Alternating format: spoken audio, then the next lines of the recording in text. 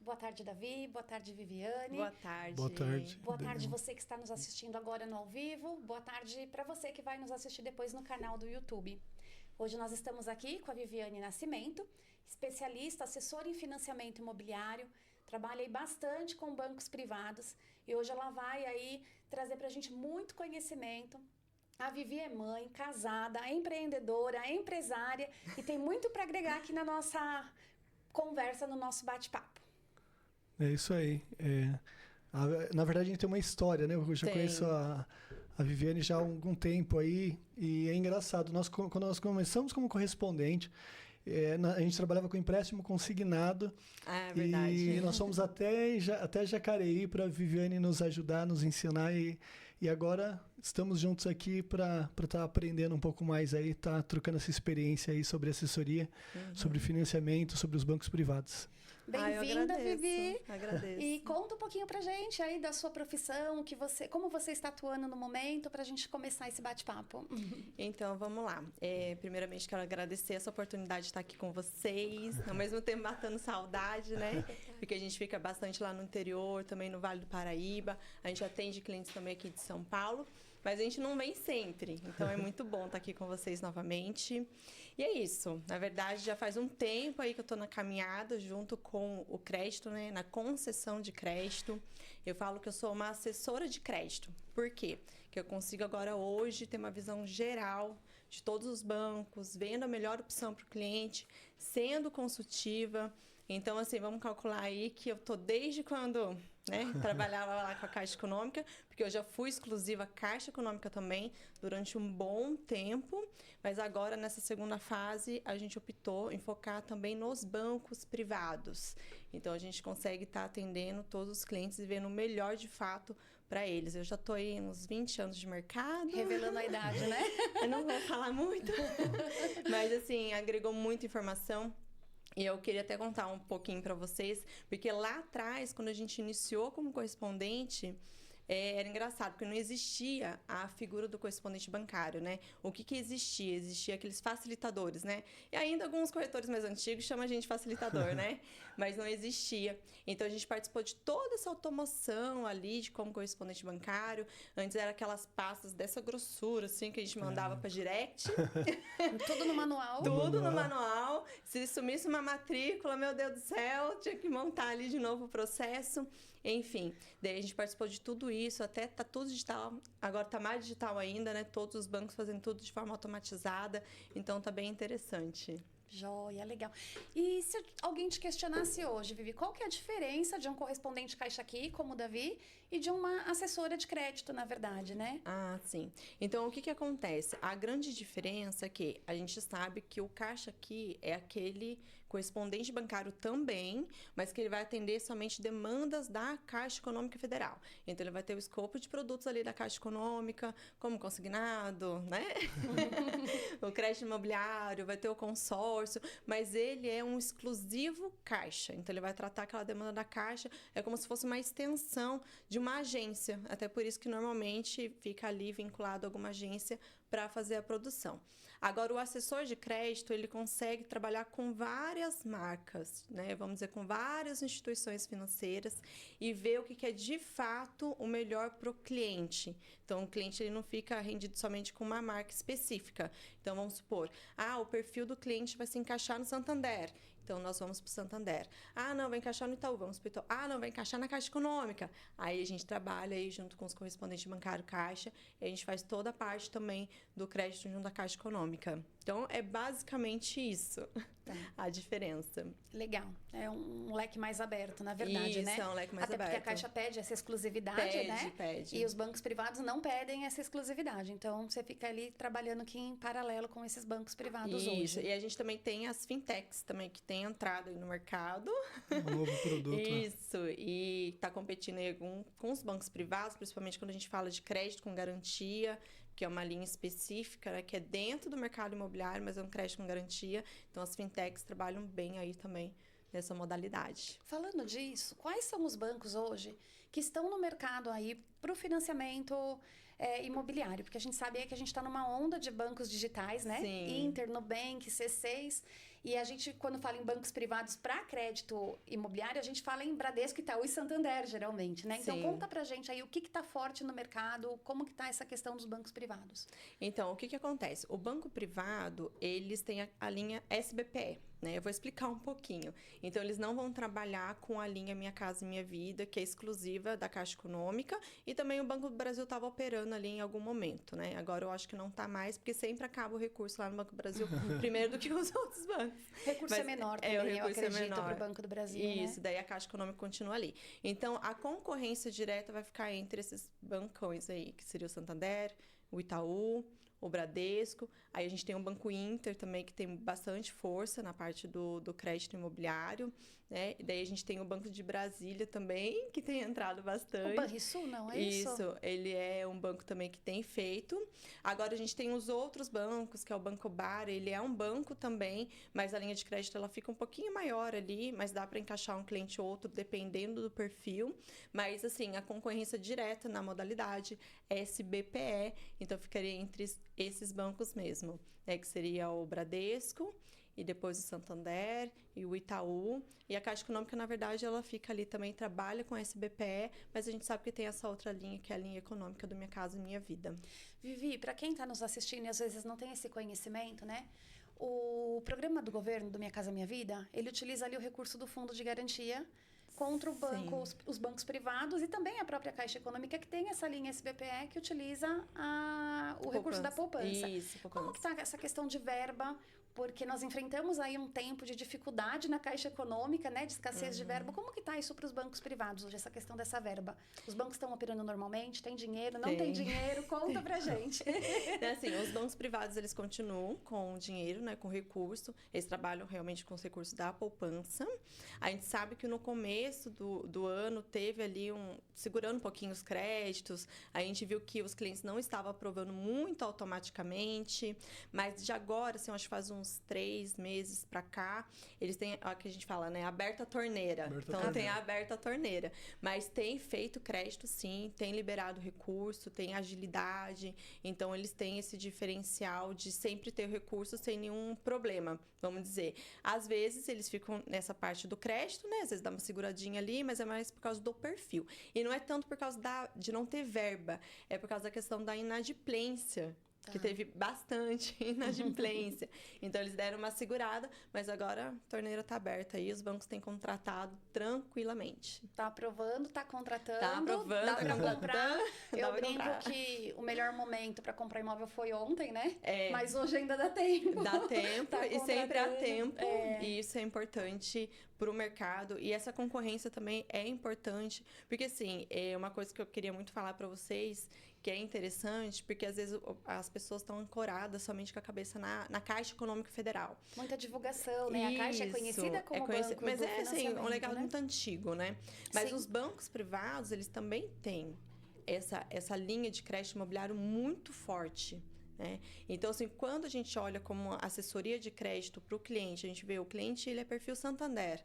Um exemplo. Então, a gente vai encaixar ele no Santander, porque ele tem as comodidades dele também. De repente, ele já é um cliente select, aí ele vai pensar, vou para a Caixa Econômica, né? Não vai ter aquela exclusividade ali que tem no select. Então, a gente mantém ele lá, busca a melhor taxa para ele e ele consegue concretizar a aquisição dele. Ou se for Itaú, se for Bradesco, a gente vai ver o perfil daquele cliente para cada banco. Na verdade, o convite, né, trazer a Viviane da Pallet aqui, é porque realmente a gente entende que existe uma necessidade. A Caixa Econômica, a gente sabe que ela é muito documental, né? Então, e a gente sabe que existem muitas pessoas que estão na informalidade, né? Mas que tem um bom relacionamento com os bancos privados, né? Isso também ajuda muito, né, a respeito dessa aprovação para o cliente que já tem um relacionamento com aquele banco, né? Então, isso facilita o financiamento, Vivi? Ai, muito. Ai, Davi, nem fale. Isso aí é uma cereja do bolo. Por quê? A gente tem atendido muito cliente que é empresário, ou que é médico, ou que é advogado, que é profissional liberal. E o que ele faz? Ele movimenta bem o banco dele. Então, vamos supor que ele movimenta bem o Itaú. Tá ali sempre depositando, tirando, né, pagando conta, tudo. Aí, quando a gente sobe esse cliente na plataforma, ele aprova automático. Por quê? Porque ele já tem um relacionamento. É diferente de outras instituições que, de repente, vai pedir o IR, vai pedir a movimentação bancária, de repente não está tão compatível, ou o IR não está compatível com aquela realidade daquele momento, e acaba que perdendo o cliente ali. Mas não, o banco privado não. Ele vê pelo histórico, pelo rate, e valida o crédito e pronto. O cliente sai com a realização do sonho, né, da casa própria. Eu costumo falar assim, né, que os bancos privados, eles têm uma carteira de clientes, não em relação a financiamento, uma carteira, no geral, um pouco maior do que os bancos privados, porque ele também atende o social, né? A Caixa, isso. Então, ele tem, assim, o Bolsa Família, ele atende lá o seguro-desemprego. Então, a carteira da Caixa Econômica, ela é mais encorpada para o gerente fazer o atendimento, Sim. né? E ele acaba tendo essa exclusividade num banco privado, que também o gerente ele tem mais acesso. Como você disse, se é um personalité, um Van Gogh, um cliente assim, Sim. ele já consegue, talvez, um atendimento mais... exclusivo, né, exclusivo, que a gente fala. exatamente, mais direto para aquele cliente. Só que a gente sabe também que a Caixa Econômica hoje ela tem a taxa um pouco mais barata do que os bancos privados. E aí me conta como é essa experiência. O cliente ele muda de banco, ele vai para a Caixa Econômica, ele tem preferido ficar nos bancos privados. Como tem sido a sua experiência com relação a isso? Então, o que acontece? Como a gente trabalha com uma assessoria de crédito, a gente vai pegar esses dados do cliente, né, com autorização, tudo certinho, LGPD, tudo certinho. Aí a gente vai jogar no sistema de todos os bancos. O banco que ofertar a menor taxa, a gente vai falar para o cliente. E normalmente, até na SBPE, acaba que a Caixa Econômica ganhando ali. Porém, a gente faz outros cálculos. Quais são os cálculos? Por exemplo, cesta de tarifa, qual é a preferência dele, se ele é um cliente que ele gosta de exclusividade ou não. Aí a gente já coloca para ele os seguros, que é incorporado ali dentro, né, das parcelas. Aí a gente calcula tudo e fala, olha, por exemplo, seu José, né? Aqui na Caixa Econômica está com a taxa X, mas o custo efetivo total vai ser tal. Aqui no Itaú você está com X. Aí, mas seu custo total vai ser... Entende? Aí ele vai, junto com a gente, decidir qual que é a melhor opção. Então, a gente vai fazer todo esse estudo para o cliente. E, então, a gente não pensa somente na taxa de juros. A gente já pensa também no atendimento que ele vai ter em decorrer de todo o contrato. Porque, de repente, é um contrato que ele vai ficar ali pelo menos uns 5, 10 anos pagando. Então, o relacionamento com o banco também é muito importante. E, obviamente, que tem aquele cliente que fala, não, Vi, eu quero taxa. Não quero saber, nem ligo, tô nem aí. Eu quero taxa de juros. E acaba ficando na Caixa Econômica Federal mesmo. Eu ia falar... às vezes a gente tem a ideia de que ofertar menor taxa é o que é o melhor para o cliente, mas às vezes não. Às vezes ele precisa de um atendimento exclusivo pelo WhatsApp, por telefone, alguém que acompanhe ali a conta dele, que tire todas as dúvidas, e ele vai encontrar isso talvez mais fácil no banco privado. Sim. Se é um cliente que já prefere mesmo a questão de cálculo, pensar na taxa de juros, ele opta pela Caixa. Sim, sim. E é por isso que eu falo muito da simulação personalizada. Lá no escritório a gente bate muito nessa tecla. Por quê? Porque às vezes o corretor de imóveis ele faz uma simulação na Caixa e o cliente às vezes faz uma simulação no aplicativo e fica tudo assim muito aberto, muito, né? Por onde eu vou, vamos dizer assim. Daí quando a gente faz uma simulação personalizada para o cliente e passa para ele direitinho, aí ele tem entendimento por qual caminho ele vai seguir. Uma visão então, mais isso é clara, importante. Né? Isso, daí deixa a visão mais clara, mais assertiva e mais consultiva, né? Isso é legal, né? Que você vê que não é robotizado, né? Sim. A simulação, às vezes as pessoas vêm com aquela simulação e falam assim, não, é isso aqui. Mas quando você procura uma assessoria, ela consegue ver o melhor caminho, né? Exatamente. E a gente fala, existe cada cliente, né? Um processo diferente, é uma estrutura diferente.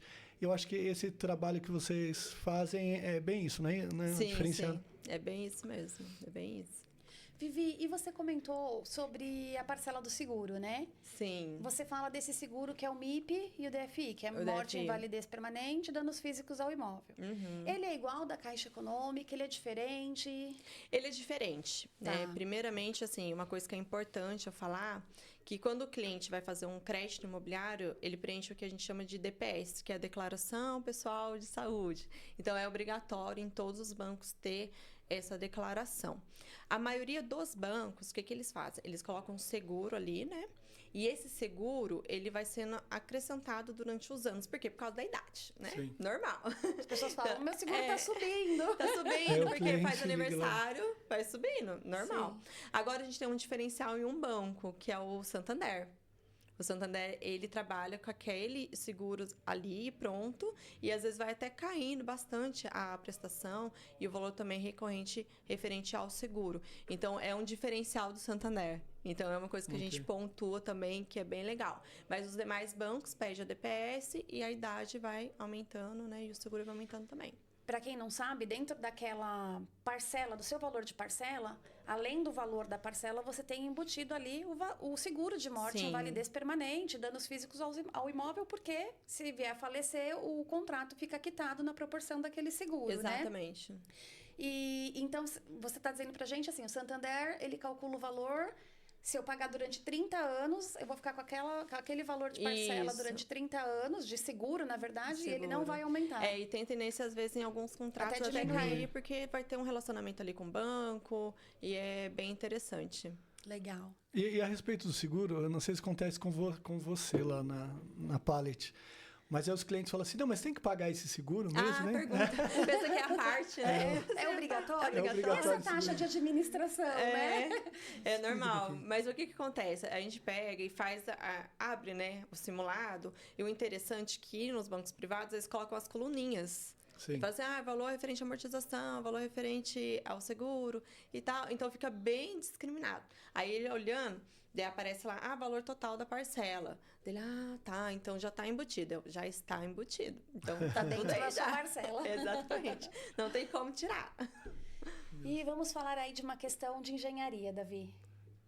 Como que funciona a engenharia, né? Caixa Econômica, a gente sabe que nós temos algumas restrições, né? Imóvel multifamiliar, quando existe divergência de área. Né? Essa semana mesmo aconteceu algo engraçado. Um cliente nos procurou, né? E ele já veio de uma outra assessoria e falou assim, eu estava comprando imóvel e foi reprovado porque existe uma divergência de área. Como que isso acontece? Sim. Porque na matrícula constava com 70 metros quadrados, mas existia uma diferença de... Acho que o engenheiro foi lá e falou o seguinte, aqui tem 120 metros quadrados, só que na matrícula só constava 70 metros. E foi reprovado, foi negado o laudo. Como que funciona isso nos bancos privados? Tem algum outro banco que tem uma margem? A gente fala muito de abrigo desmontável, né? Enfim. Os bancos, normalmente, ele tem uma tolerância ali de uns 30%. Isso no geral. Porque daí vai ter a leitura, se é uma garagem de alvenaria ou não, né? Então, se é abrigo desmontável e ver dessa forma. Mas eu tenho um banco que é uma mãe nisso. Isso é bom saber, né? É bom saber. Que você é o Itaú. Que tá com esse problema. O Itaú, ele tem esse diferencial. Ele tolera até 150% de divergência de área. Poxa, isso é muito Assim, bom. é como se fosse um outro imóvel e mais um pouco. Um imóvel e meio. Um imóvel e meio. Então, assim, é bem interessante. Porque daí o que acontece? Esse caso, eu fui até anotando enquanto você estava falando. Daria para passar assim no Itaú tranquilamente. Legal. Sem problema nenhum. E o interessante também no Itaú, eu acho que ele vem com esse diferencial no mercado, até porque as taxas são muito parecidas também, né? Sim. Então, cada banco vai ter que ter um diferencial ali para fechar com ele. É a questão do imóvel multifamiliar. Que durante anos foi terrível, né? Porque às vezes o pessoal constrói uma edícula e não é bem uma edícula, faz uma segunda casa mesmo, né? Sim, ampliação. Instala a cozinha, tudo, fica como um imóvel maior e atrás um imóvel menor. E os bancos nunca aprovam esse tipo de imóvel porque eles entendem que é um imóvel para renda, na verdade, né? Sim. E aí o Itaú, então, ele aceita. Pode ser tanto aquelas casas que constroem em cima, sabe? Sim. Ou pode ser uma edícula do fundo. É o famoso puxadinho. O puxadinho que tá ali. Ou pode ser, por exemplo, uma entrada e 2 imóveis. Legal. Sabe? Precisa ter relógio separado? Não precisa. Não precisa. A única coisa que é necessário é que a matrícula tenha um número só. E quando o engenheiro for lá verificar o imóvel, fazer o laudo, ter um número só. Ok. Eu até falo brincando, pode ser uma vila? É como se fosse tiver uma numa vila. matrícula só, pode. Daí o Itaú aceita, como se fosse, né, esses uma imóveis. Única numeração para que entenda que é um único imóvel, na verdade. Exatamente, daí tem que estar bem claro isso, aí eles aceitam, sem problema nenhum. E algo interessante, pensa comigo, se aceita multifamiliar e se aceita divergência de até 150%, vamos pensar. Dá para montar 2 imóveis ali, um tá com o habite tudo certinho. Exatamente. Porque tem muitas pessoas que compram para... Existe um perfil de comprador que ele compra para alugar mesmo. Para ele é bem interessante isso, né? Assim, Sim. Sim, é bem interessante. Para investimento, ou de porque repente... o terreno é grande, né? Sim. Ele acaba construindo ali. Não, tem pessoas que procuram, né? Eu quero comprar um imóvel, mas eu quero que minha mãe more junto, né? Então, Sim, isso é uma opção muito boa. Aí o Itaú, ele consegue ter esse diferencial.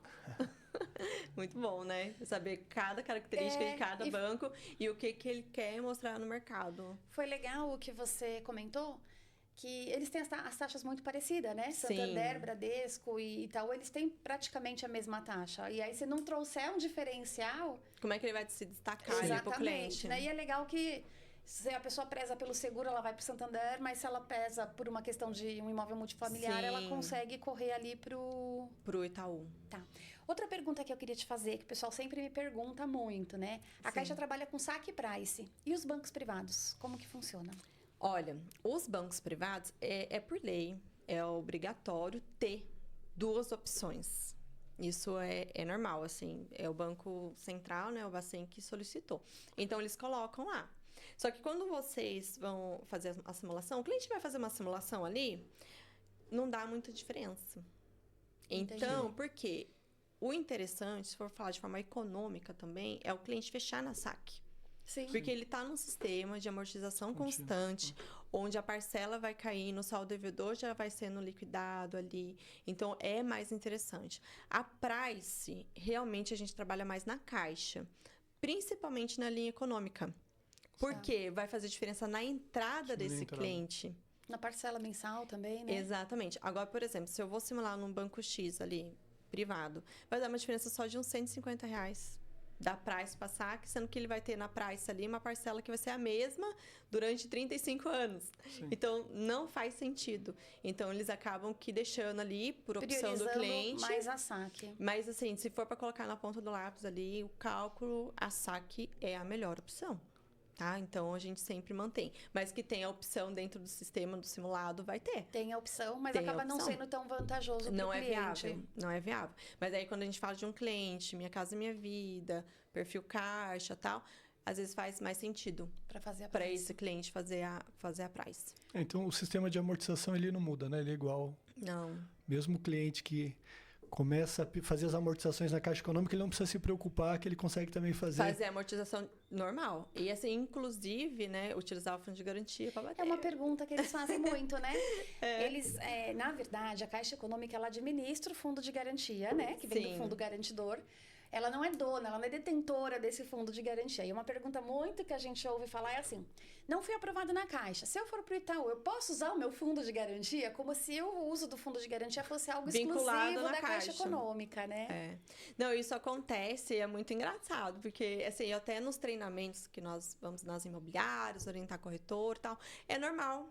Aí a gente pergunta, né? O que vocês acham? Dá para usar o fundo de garantia? E os corretores ficam assim: ai, meu Deus, o que eu respondo? Eu não quero dar fundo. É que dá para usar o fundo de garantia em todas as instituições quando a gente fala dentro do sistema financeiro habitacional. Então, assim, esses imóveis, eles podem utilizar o fundo de garantia tanto em banco privado ou na Caixa Econômica Federal. Isso é lícito para todos, tá?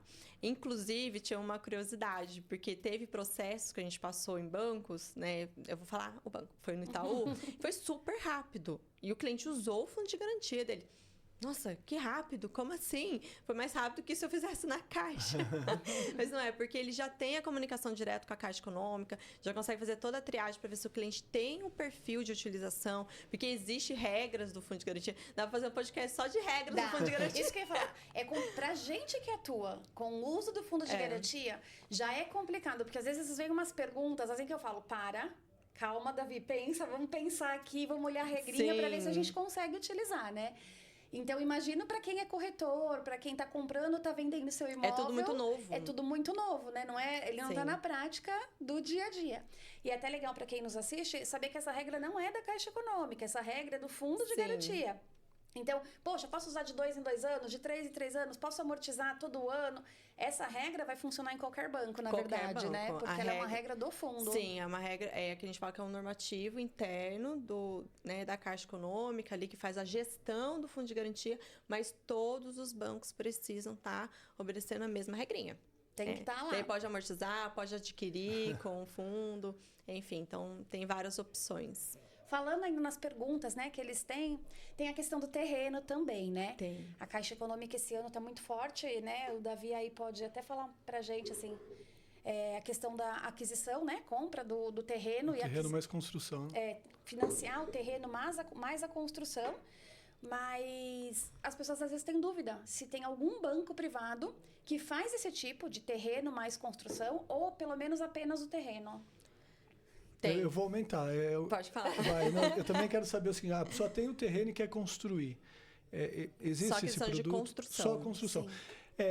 São vários caminhos. Existem pessoas que realmente, se fala em condomínio, que estão numa região ali que também tem, o pessoal constrói bastante condomínio, né? Bastante.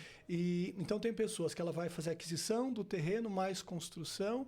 E tem pessoas que têm o terreno e falam assim, eu quero só construir, eu quero saber se tem essas modalidades nos bancos privados. Olha, se for somente terreno, nós vamos ter.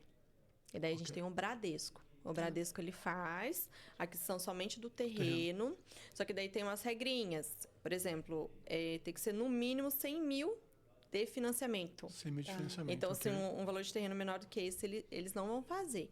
Aí o Bradesco faz tudo certinho, normal. É bem ágil, é bem rápido também, né? Tem que estar todo documentado. A taxa de juros é igual de um imóvel? Não, é diferente. Não é diferente. Porque ele fica fora do sistema financeiro habitacional. A questão do terreno. SFI, né? SFI. Aí tem as regrinhas diferentes e a taxa de juros, ela também é diferenciada quando a aquisição somente que o risco terreno. É diferente, né? O risco é diferente. Aí o banco, ele olha dessa forma. Agora, se for aquisição de terreno mais construção, aí é só a Caixa. Só a Caixa Econômica que tem esse produto. produto. É só a Caixa que tem esse produto para fazer dessa forma. Agora, só construção... Isso é bom que a gente não tem concorrente, tá vendo? Você não tem concorrente nessa parte. Não tem. Agora, se for aquisição de construção, aí a gente tem fintech, que faz, que, por exemplo, a Cashme, ela faz. E também nós temos a opção do consórcio, que dá para fazer. Aí a gente tem consórcio de vários bancos. Daí a gente tem a Rodobens, tem o Santander. Porque o que nós vamos fazer? A gente vai alienar o terreno. Sim. E vai pegar o crédito e vai fazer a construção. Então, daí é uma opção para o cliente também. E o consórcio, assim, né?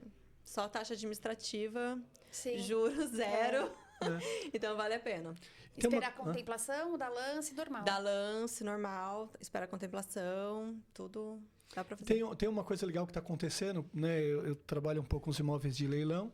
Sim. E você vê que os bancos estão fazendo tão bem forte também na parte dos imóveis de leilão, né? Sim. Esses dias mesmo ligou um advogado que é parceiro e falando assim, Davi, tô com um cliente meu aí que ele está rematando um imóvel aí do Bradesco, né? Então tem bastante. Então isso é legal também, acabar a demanda, as pessoas procurando vocês também para fazer essa análise de crédito, né? Faz. Para os leilões. Dá para fazer. Porque assim, às vezes as pessoas pensam que só tem imóvel de leilão da Caixa, né? Mas os outros bancos, infelizmente, também são os retomados, são né? São os retomados. Não, e o pior é que eles falam assim, dá para fazer o financiamento na Caixa, mas o imóvel que está sendo leiloado do Bradesco, do Itaú, não tem jeito. Tem que fazer o financiamento no banco que você está fazendo a arrematação, né? Exatamente, tem que fazer por lá. Daí a gente consegue estar auxiliando o cliente nisso aí também. Então, é bem legal. É bom porque o cliente consegue adquirir um imóvel assim com um valor bem... Com desconto, desconto ali do valor de mercado, né? Mas é triste pro outro lado a pessoa que perdeu, porque a gente, pensa, né? Nossa, como assim? Mas vale a pena. Investir em imóvel de leilão sempre vale a pena. Sim. Até legal entrar nesse assunto, né? Porque antigamente a gente falava assim, poxa, fiquei inadimplente nas minhas parcelas e atrasei 24 parcelas e tá tudo bem, eu tô morando no imóvel, né? Como assim? Hoje em dia mais, né, Davi? Hoje não, porque hoje é alienação. A alienação fiduciária, ela traz uma segurança, né, para os bancos, mas não é só para os bancos, Vivi, é uma coisa até interessante, assim, ó. Imagine se o banco, para retomar o imóvel, ele demorasse 2, 3 anos, o banco ia restringir o crédito. Então, ele também tem uma Sim, finalidade social, Sim. por mais agressivo que seja, né? Claro, a gente não fica muito triste quando uma pessoa ela perde um imóvel, né? Mas, realmente, isso também veio trazer mais segurança para os bancos, para que os bancos emprestassem mais dinheiro. Para continuar liberando os créditos, igual eu falei para vocês, né? Do ano passado pro comecinho do ano, o pessoal tá meio que surinho, porque teve a inadimplência ali e tal. Mas agora tá liberando, mas por conta disso. Né? Porque muitas pessoas deixaram de pagar e, infelizmente, aconteceu. E hoje, com 3 parcelinhas, na verdade, eles já começam a entrar com a já judicial, notificação. Isso é uma coisa interessante para falar, porque principalmente quando a gente vai assinar contrato, quando vai orientar o cliente sobre os pagamentos das parcelas, como que né, as opções que ele tem de repente amortizar, se der uma apertada, liga no banco. A gente também faz muita portabilidade. Se o cliente, Vivi, eu percebi aqui que a minha parcela tá alta, tem algum outro banco que tá ofertando menor, a gente já olha lá, o pessoal da equipe olha, esse banco tá fazendo. Até eu vou contar um case para vocês interessante. Tinha um cliente, ele adquiriu um imóvel, mas sabe aqueles prazos assim de contrato que o cliente tem que fechar em 90 dias? Tinha que fechar em 90 dias, daí ele falou, meu Deus, tem que fechar em 90 dias. E ele já estava aprovado no Itaú. Aprovado. Belezinha.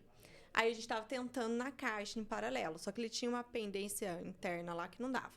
Aí a gente pegou e aprovou ele na Caixa, no Itaú, e depois a gente foi andando em paralelo. Aí quando o vendedor falou, não, ele tem que assinar esse mês. Daí ele, meu Deus do céu, tem que assinar esse mês. Daí eu falei, tá bom. Ele falou, não, Viane, fecha no Itaú.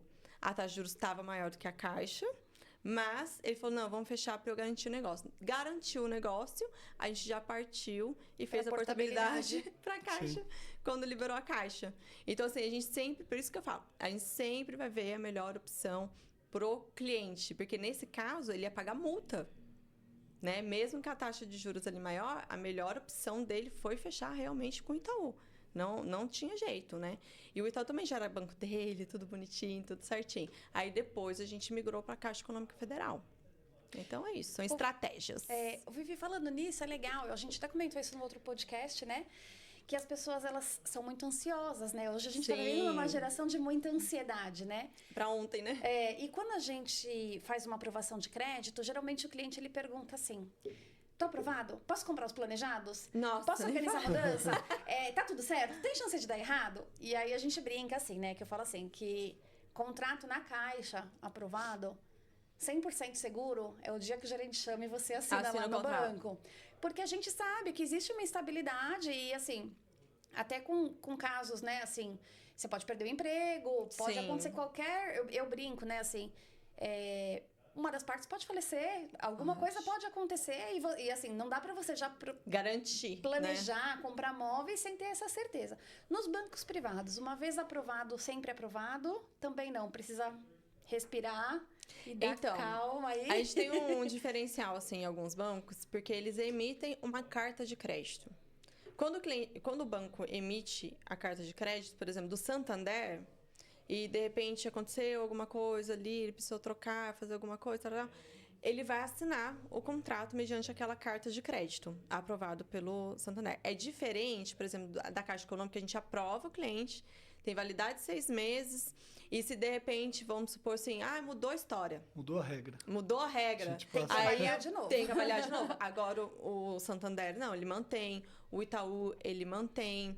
O único que dá uma tensão é o Bradesco. Esse aí nem libera carta de crédito, para não se comprometer, vamos dizer assim. Com a taxa Selic, né, do jeito que fica, né, numa disputa, né, vai baixar, vai subir, vai baixar. Aí o Bradesco fala, não, o que eu aprovo é MANAC. Aí você manda aqui a análise do cliente, a documentação, eu vou analisar, passa para o gerente da conta, vou validar a ANAC, daí o gerente vai validar a ANAC. Mudou um pouquinho o valor do laudo, alguma coisa. Não, a gente tem que reavaliar a ANAC. Daí fica sempre assim. Então, ele é o único banco que nos dá mais insegurança para dizer que realmente, olha, você vai assinar. Agora, os outros é melhor. Porque, assim, tá ali, tá disponível, vai assinar. E por conta disso, muda o prazo? Porque hoje a gente fala em Caixa Econômica, quantos dias mais ou menos deve para assinar um contrato?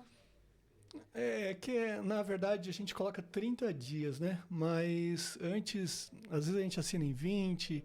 A gente sempre fala para os clientes, né? A gente coloca 60 dias, 45 para ter uma segurança, mas acho que é isso que a gente trabalha. 20 dias, 20 né? dias, Mais ou menos. 20 dias a gente E como que é essa questão, até nem você comentou agora do Bradesco, né? Que volta, tem que liberar a ANAC de novo. Então, isso torna um pouquinho mais moroso o Bradesco diante do Itaú e do Santander? Sim, torna. Esse é vamos dizer assim, é um ponto assim, do Bradesco que a gente sempre alerta os clientes. Por exemplo, o Itaú e o Santander eu posso falar que vai assinar em 2 semanas.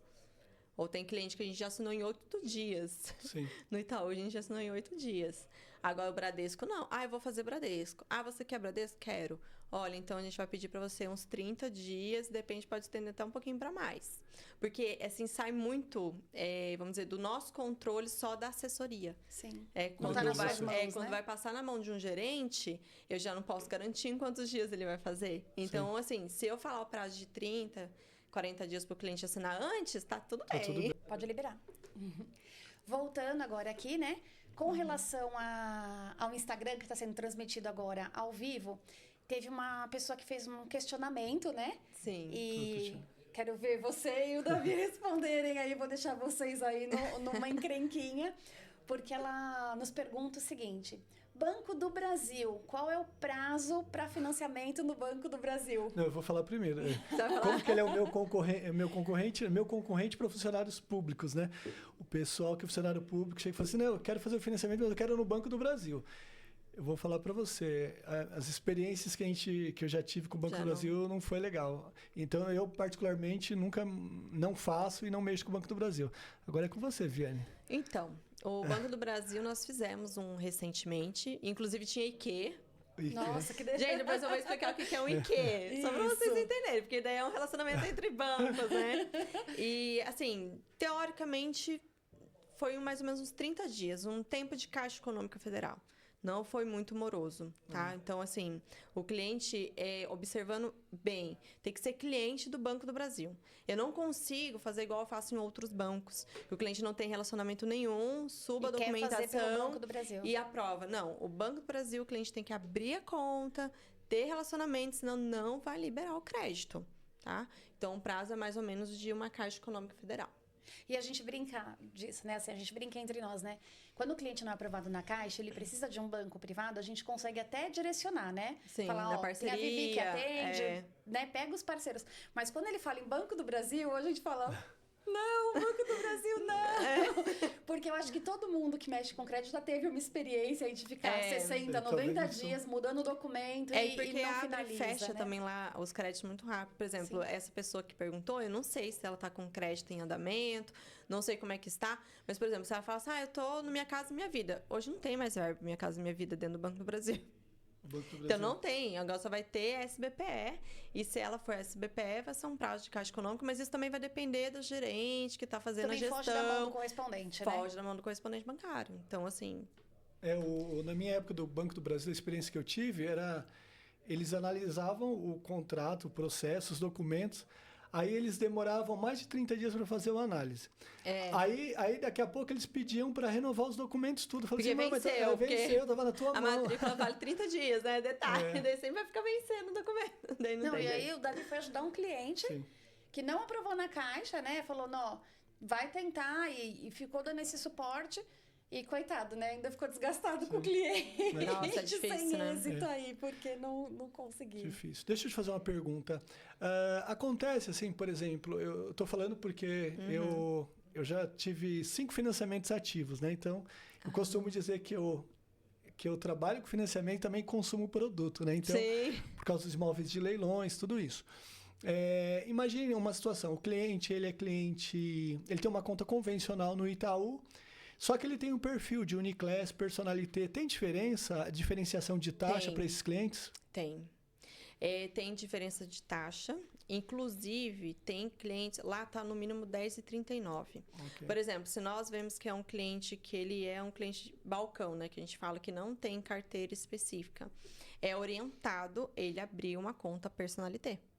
Por quê? Aí ele vai ter um diferencial e até aumentar a margem de crédito dele. Porque o Banco do Itaú, ele financia até 90%. Então, se ele é um personalité, aí ele é aquela pessoa que vai conseguir os 90%. Agora, se ele tem personalité, tem uniclass, tem várias categorias. Então, isso vai trabalhar bastante o que a gente fala do rate do cliente também, que é aquela pontuação interna que cada banco tem do cliente. E uma coisa interessante quando eu entro em rate é que, por exemplo, se eu tenho o Santander e o cliente não tem conta no Santander, aí a gente orienta o cliente a abrir a conta, a gente faz toda uma tratativa de rating para ele conseguir o crédito. E ele consegue. Por quê? Porque ele iniciou um relacionamento novo. Então, é bem interessante. E quando a gente fala em relacionamento, né? A gente conversa muito com os nossos clientes porque a gente recebe essa demanda do cliente que ele é do Itaú ou do Santander, mas ele quer pegar o crédito na Caixa Econômica muitas vezes por conta da taxa de juros, né? Se não passa na mão de uma assessora que vai colocar ali os prós e os contras, principalmente, né? E aí a gente explica para eles que a Caixa também, por sua vez, ela não quer o cliente só que vem tomar o seu crédito. Ela quer o cliente parceiro, que tem o cartão de crédito, que tem a sua conta corrente, que tem o seguro do seu automóvel ali. Como funciona nos bancos privados? Os bancos pedem essa reciprocidade, esse seguro, essa conta corrente? Como que funciona? Então, antes, o único banco que estava pedindo mesmo assim, exclusivamente, vamos dizer assim, era o Santander. Fala, olha, para você ter a taxa bonificada, que é uma taxa diferenciada, você precisa ter um produto. Eles relatavam lá o produto, por exemplo, conta salário, cartão de crédito, mais um seguro.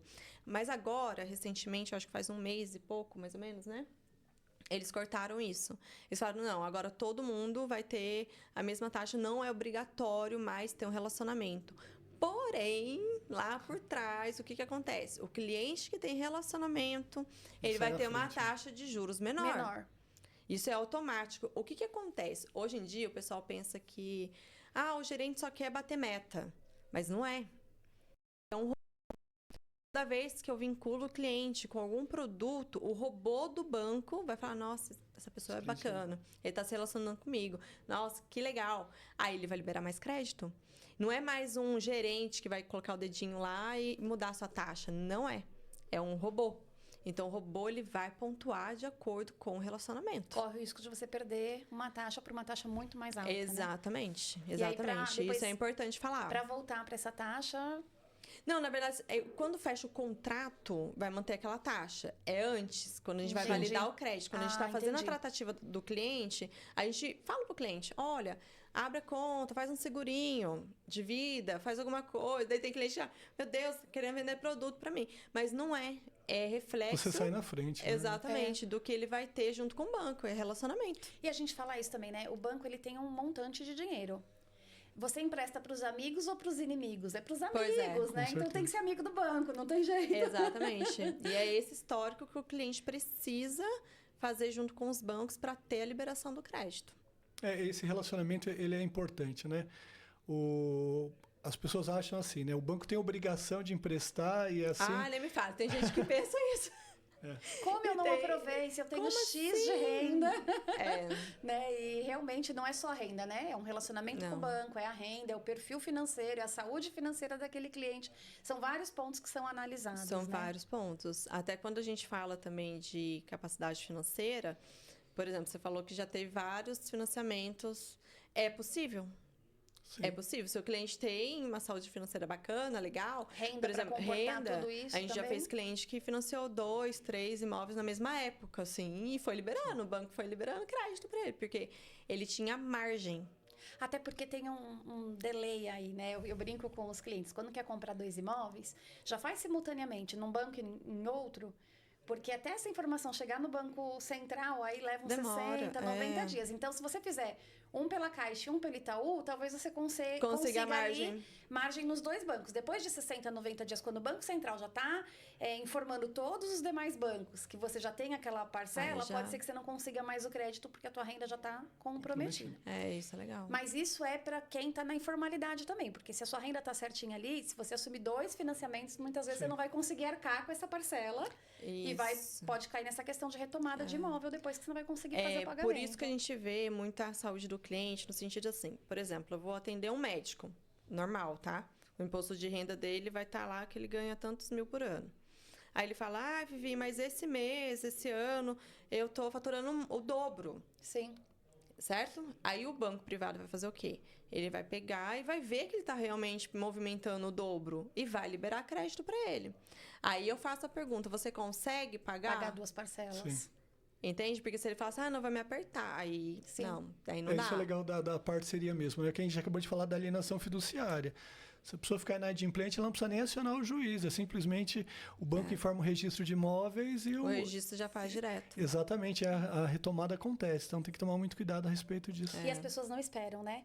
Direto, eu vejo o Davi atendendo alguns clientes, né? E eles, tipo, o banco retomou mesmo o meu imóvel. Retomou, é verdade. Não, tem uns que uma coisa que acontece do cliente fala assim, não, mas eu estou esperando o banco fazer uma proposta para mim.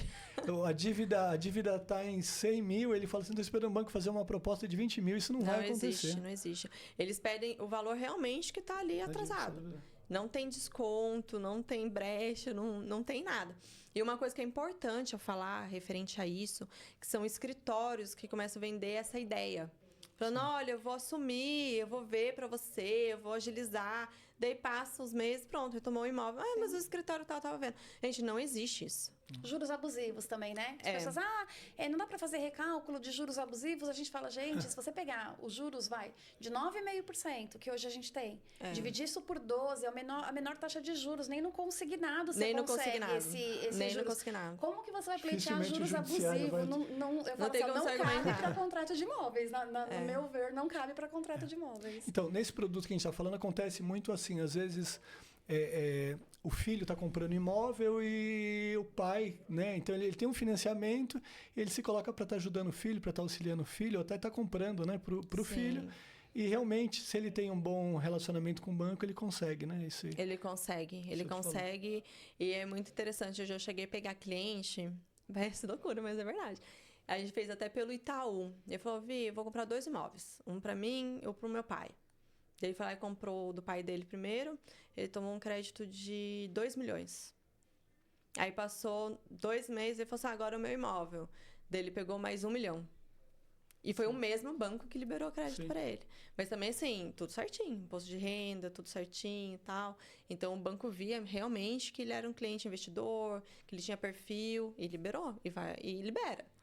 Né? Porque porque o banco ele conhece a saúde financeira do cliente dele, né? Você tem um cliente de 15, 20 anos que está ali. Então, por mais que, às vezes ele não tenha o documento, mas ele tem um relacionamento com o banco entende isso que pode seguir. E é importante esse nosso bate-papo, assim, até para os corretores de imóveis que estão vendo. Eu sei que tem cliente direto também tem corretores de imóveis, para entender esse leque de opção que o mercado financeiro dentro do mercado imobiliário oferece para eles, né? Para eles fecharem negócio. E assim, tirar essa coisa de estar engessado só pela Caixa, né? Desculpa aí, gente. Desculpa aí. De ficar só engessado pela Caixa. Por quê? Porque, igual você mesmo falou, tem cliente que você vê assim, não aprovou na Caixa. Não tem por outro algum caminho, momento, assim, por algum motivo, aconteceu alguma coisa, né? Aquelas dívidas lá que fica lá, né, sinalizadas, às vezes é R$50, mas a pessoa não consegue tirar dali. Hoje tem o registrado, né, que os bancos usam. Registrado. Aí o que acontece? Tem a opção dos bancos privados. E assim, realização de sonho. O que a gente faz aqui, como assessoria, né? Vocês também, é realizar sonhos. Aí não foi na Caixa e fala assim, não pode? Não. Vamos realizar o sonho dele em outro banco? Tem aquele cliente também que ele fica aguardando, né? Eu tô esperando porque os bancos vão baixar as taxas de juros, né?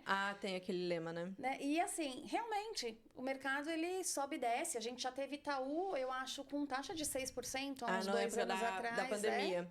E uma coisa importante, isso que você falou. Quando eu vou, às vezes, em treinamento, o pessoal fala, mas a taxa de juros tá cara. Eu falo, não, mas por que tá caro? Você precisa perguntar. Porque, às vezes, é uma objeção que o cliente tem na cabeça sobre a época da pandemia. E não se aplica mais. O que foi na pandemia eram medidas emergenciais para girar a economia e para as coisas continuarem acontecendo. Hoje, a gente está numa realidade de antes de pandemia. Você já estava antes da pandemia. Sim. A taxa de juros já era 11% Sim. naquela época. Sim. Depois que ela foi caindo junto com a taxa Selic. Então, o cliente precisa ver isso. E outra coisa, igual você falou, aquela frase, né? Melhor momento de comprar imóvel foi ontem. Porque a valorização daquele imóvel, ele acaba sendo analisado com a taxa de juros. O imóvel que hoje custa 400 e você vai esperar o ano que vem para comprar, ele não vai mais custar 400, ele vai custar 600 esse imóvel. Então, você vai ganhar na taxa de juros se ela baixar, porque também não é uma perspectiva que a gente tem, né? Sim. De que ela baixe, mas também você vai ser prejudicado na questão do valor do imóvel, que ele está sempre em valorização, né? Exatamente, porque daí aquela pessoa que vai comprar um imóvel, por exemplo, de 500 mil hoje. Não vou comprar porque a taxa de juros tá alta. Daí vamos lá, daqui 1 ano e meio diminui a taxa, sei lá, 1%, 1 ponto percentual. Aí ele vai comprar esse imóvel, esse mês já tá 650 mil. Aí valeu a pena esperar? Não valeu a pena esperar, né? Vivian, mais uma dúvida. Você acha que as pessoas, né, as famílias, têm mudado um pouco essa cultura de procurar uma assessoria? Porque, né, conversando com você, você vê que existe leques de oportunidades, né? Sim. Mas, normalmente, as pessoas já vêm quando está tudo mastigado, de repente ela já não tem opção. Ou você acha que está melhorando essas pessoas que estão procurando e falam assim, não, realmente eu quero que você direcione para mim o melhor cenário, que já é uma escola americana, né? O brasileiro tem um pouquinho de dificuldade desse planejamento. Está acontecendo? Então, o que acontece? Hoje, graças a Deus, a gente tem bastante parceria com imobiliários, corretores. Então, eles acabam que já orientando, olha, procura uma assessoria. E eles já entenderam isso. Suporte, que é Por quê? importante. Porque eles não querem que demore. Né? Corretor de imóveis não quer que demore o crédito, porque Ninguém está ali ganha, na vinculado verdade, à né? comissão dele. Então, qual que é o nosso papel? É agilizar. Né? Então, ele já consegue trazer isso. Tem alguns clientes que são os clientes diretos, né? Que a gente fala que é cliente direto. Ele já vem sabendo que é assessoria. Então, ele já pergunta, olha, quanto que é o custo da assessoria, como é que funciona e tal, não sei o quê. Aí a gente orienta. Mas também a gente pega esses clientes que falam, eu vou fazer sozinho. Aí a gente fala, quero ver. Porque assim, gente, não é subestimando. Mas são tantas linguagens, tanta documentação que é envolvido num crédito imobiliário que chega uma hora que o cliente realmente, ele entra em contato com a gente. E assim, o Alexandre, que trabalha comigo, que todo mundo conhece, ele cuida dessa parte de papelada, ele sabe, às vezes a gente aprova um cliente e a gente vê só o sistema assim subindo. O cliente subiu a documentação, o cliente não sei o quê. Eu falei, nossa, ele tá fazendo sozinho. Sim. A gente, vamos esperar pra ver o que vai dar? Já E aconteceu. ele volta, né? Não, daí eles vão lá, entram em contato. Não, então, eu tô na fase aqui da engenharia e deu, assim, um impasse aqui, eu não tô conseguindo avançar. Deu, Alexandre, tudo bem, vamos seguir pra você. Entende? Porque, assim, tem essa dificuldade, né? A gente sabe que existem outros canais, como aplicativo e tal, mas até o banco, o próprio banco, tem a figura do correspondente bancário para cuidar dessa demanda, porque a verdade é uma só. Gerente de banco não tem tempo para cuidar de crédito imobiliário. Eles precisam bater meta de, vamos dizer, abertura de conta, de seguro, tem um monte de coisa ali. Isso quando não entra de férias, né? Tem que... Quando entra de férias. Então, assim, o gerente, ele não vai cuidar da sua pasta. Não vai cuidar da pasta do cliente, O entende? assessor e o correspondente, eles são especializados, na verdade, né? Ele tá ali de manhã, de tarde, de noite, fazendo a mesma coisa todos os dias. Sim.